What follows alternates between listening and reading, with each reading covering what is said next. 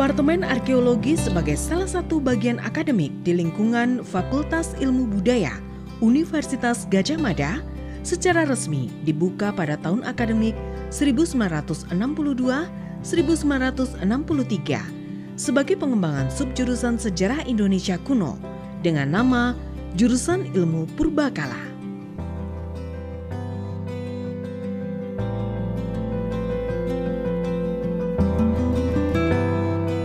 Jurusan Ilmu Purbakala terus mengembangkan diri dan pada tahun 2016 menjadi Departemen Arkeologi yang menyelenggarakan program studi S1 Arkeologi dan program studi S2 Arkeologi dengan minat utama Arkeologi Umum, Pengelolaan Sumber Daya Budaya, dan Museologi.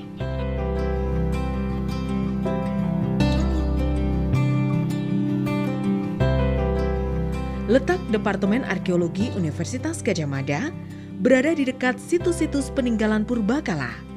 Hal ini mendukung dan memudahkan para mahasiswa dalam melakukan pengamatan dan kuliah praktek di lapangan.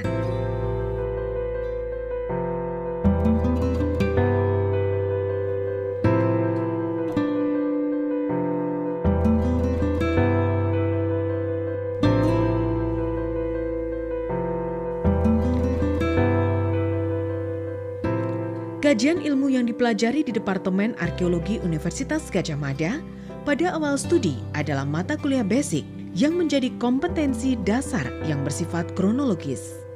Kajian ilmu basic tersebut meliputi arkeologi prasejarah, arkeologi masa klasik atau masa Hindu-Buddha, arkeologi pengaruh Islam, dan arkeologi pengaruh kolonial.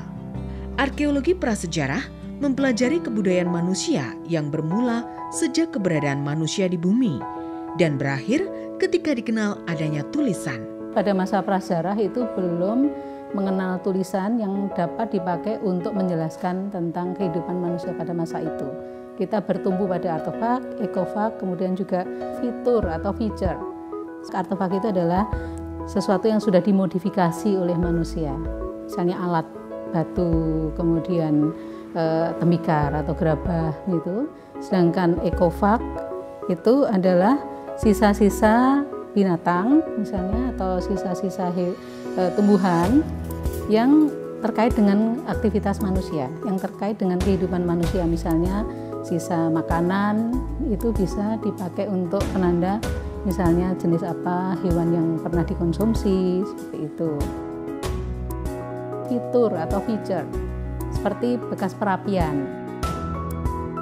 Selain itu juga sisa jasad manusia. Ada kaitan antara manusia yang hidup di situ dengan alat-alat yang ditinggalkan. Untuk mengungkap masa lalu, itu suatu hal yang sulit dilakukan dan arkeologi punya peran besar di situ.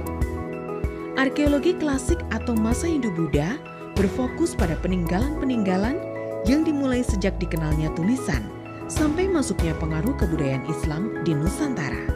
Arkeologi klasik atau arkeologi Hindu-Buddha yaitu arkeologi yang berkembang pada masa berkembangnya agama Hindu dan Buddha, kira-kira antara abad 4 sampai dengan abad awal-awal abad 16 lah, seperti itu. Jadi mulai dari kerajaan Kutai sampai akhir kerajaan Mataram.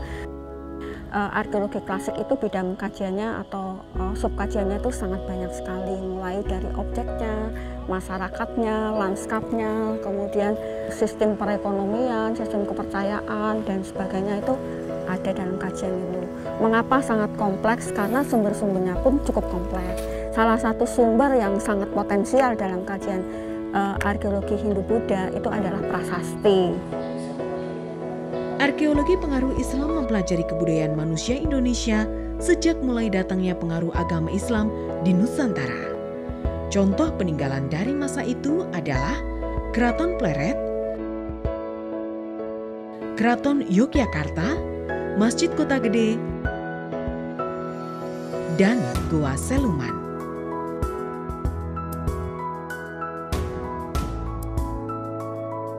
Arkeologi pengaruh kolonial mempelajari kebudayaan manusia Indonesia pada saat terjadi kontak dengan bangsa Eropa dan Jepang. Contoh peninggalan dari masa itu adalah Benteng Vredenburg, Gedung Bank BNI, Gedung Kantor Pos, Pabrik Gula, dan stasiun kereta api.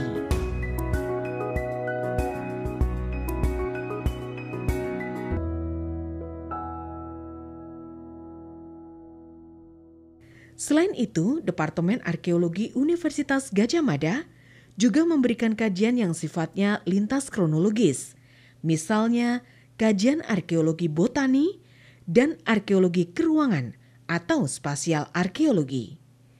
Ciri khas kajian yang dikembangkan oleh Departemen Arkeologi Universitas Gadjah Mada adalah arkeologi berbasis pendekatan sains dan arkeologi publik. Perkembangan teori, sains dan teknologi, serta pergaulan antar disiplin ilmu membuat tuntutan dalam ilmu arkeologi juga berubah. Hal ini menjadi dasar untuk mengakses dan mengembangkan kajian serta pengajaran di Departemen Arkeologi Universitas Gadjah Mada dengan pendekatan-pendekatan lintas disiplin ilmu. Sistem informasi geografis ini adalah sebuah sistem untuk menangani data keruangan. Nah, kita tahu bahwa semua situs pasti punya dimensi ruang.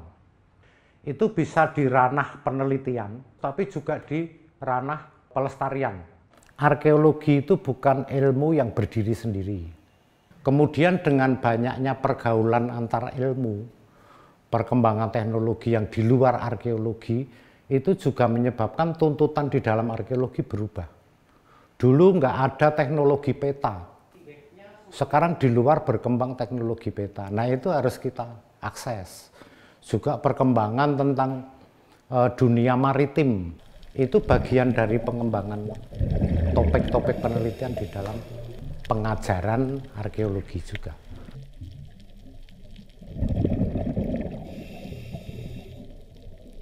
Pendek kata, semua perkembangan ini sebetulnya mengakses perkembangan dari sains dan teknologi.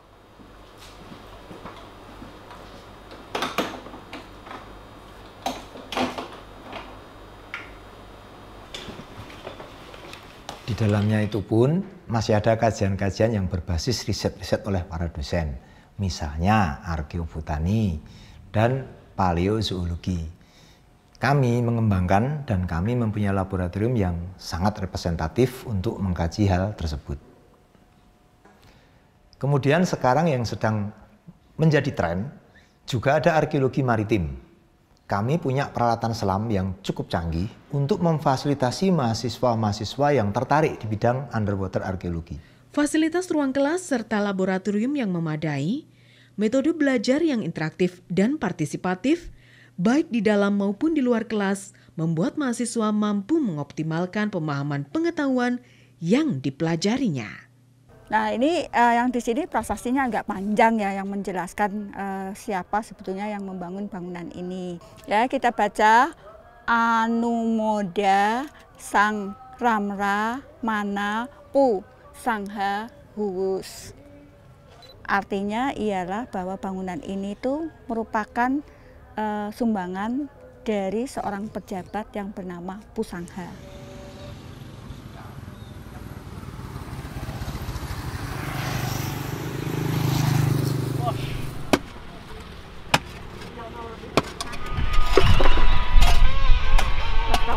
Sebetulnya arkeolog itu belajar dari bagaimana mengumpulkan data-data arkeologi. Setelah data arkeologi itu dikumpulkan, ada yang dianalisis dan sebagainya.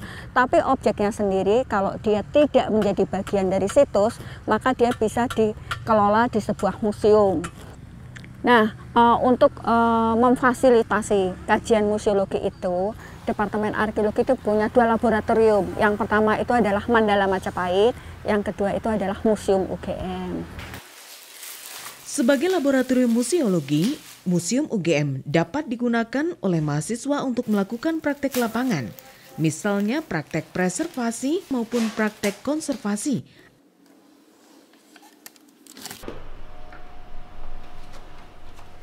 Mandala Majapahit dapat digunakan sebagai tempat praktek lapangan. Agak miring sedikit sini. Misalnya praktek menyiapkan display pameran museum. Para mahasiswa juga dapat menggunakannya sebagai tempat belajar dan diskusi tentang beragam informasi terkait Majapahit. Di dalam mandala Majapahit terdapat replika peninggalan Majapahit seperti situs Segaran,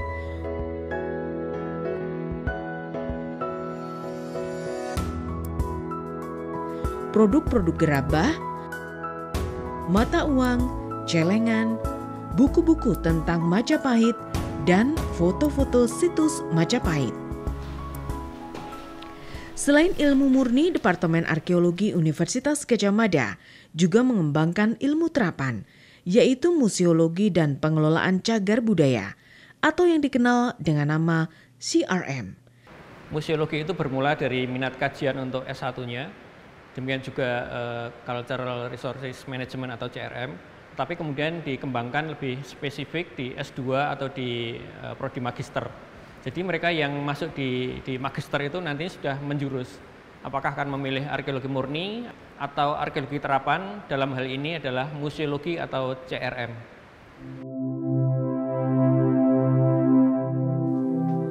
Untuk meningkatkan kualitas belajar mengajar di Departemen Arkeologi Universitas Gadjah Mada, kerjasama penelitian dengan berbagai universitas dalam maupun luar negeri, serta organisasi pengelolaan warisan budaya dunia juga dilakukan untuk meningkatkan kualitas dosen maupun mahasiswa. Dosen dan mahasiswa Departemen Arkeologi Universitas Gadjah Mada juga berperan mengajak masyarakat untuk menggunakan heritage sebagai sumber inspirasi, misalnya motif dari relief diaplikasikan untuk desain batik.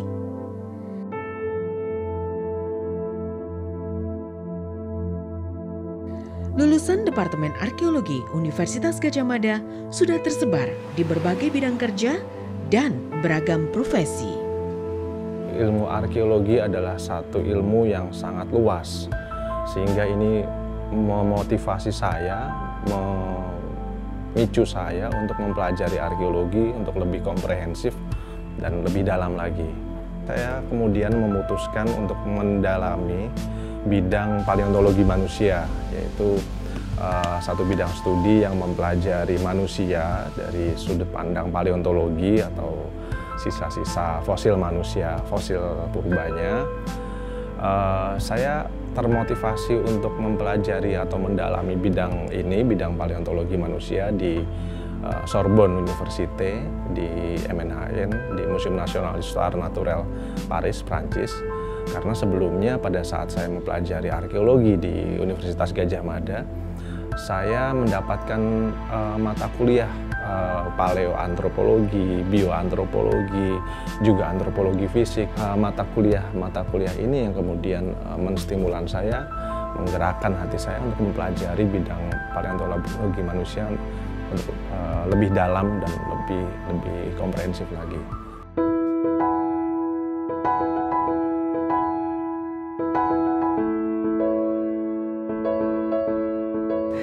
Departemen Arkeologi UGM menyelenggarakan pendidikannya berdasarkan hasil penelitian kebudayaan yang dinamis dan juga berwawasan kebangsaan yang berkelanjutan yang menginspirasi kehidupan masyarakat ya untuk dapat menyesuaikan diri dengan tantangan zaman yang ada saat ini.